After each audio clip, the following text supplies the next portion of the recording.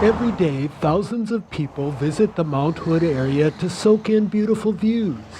Today, I follow my guide to a historic symbol of the region's history and unique character. He's been working at this, restoring this since 1976. Mike Gudge is the owner of one of the over 100 Steiner log structures built on the mountain between 1927 and 1952.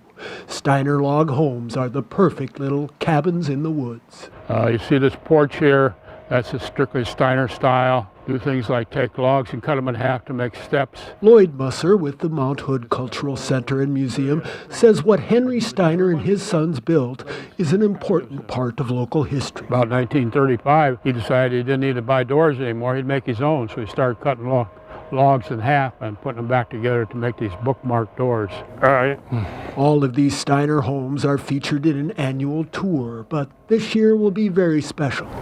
For the first time, the public will be able to see inside the St. John Catholic Church, built in 1937 by Henry Steiner. When they come along and widen the highway, it had to be moved. So the state bought it and had it up for sale. Wow. Mike eventually bought it. It looked like a worthwhile project. I was just enamored with the log structure. I made it happen. He also saved it from being logged out or being moved out of state. After sitting on blocks for a year on this lot, Mike had crews carefully move everything over miles to its current location in the forest. They didn't widen the highway enough, and we did damage to the church, almost dumped it in the river. He lived in it for decades while he worked and planned. With John Steiner, who was a part of the original build, he refurbished and rebuilt it in the proper Steiner way. It's come to this point in the restoration. The last 6 years have been pretty intense, and it's 98%. Ready for tour now? The restoration is particular. Mike has tried to keep it in the Steiner style.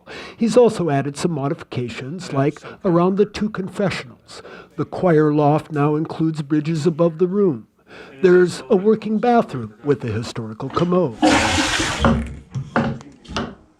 And the true Steiner-built characteristics can be felt every time you go through a door. Henry Steiner was frugal. He was always finding things in the woods that his sons were required to use to build in the charm and character. Dragging a crooked log and say, "Here, Johnny, here's your stair railing." Besides the church, the map-guided driving tour includes several other Steiner cabins. The 300 event tickets go on sale at 8 a.m. July 1st for 3 starting times between 9 and 1 p.m. on August 13th. It's very popular. A lot of people have memories of going to this church when they're visiting their summer home and whatnot. They've been waiting for years to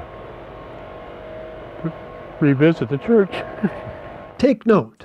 It's no pets, no high heels, no strollers inside, kids aren't recommended, and you might be asked to wear foot coverings. I'm ready to show it off and proud to show it off. I want people to see it and enjoy it. Experience the area's history in another chapter of the Steiner Storybook Cabins. I'm Stephen Redlin, KGW News.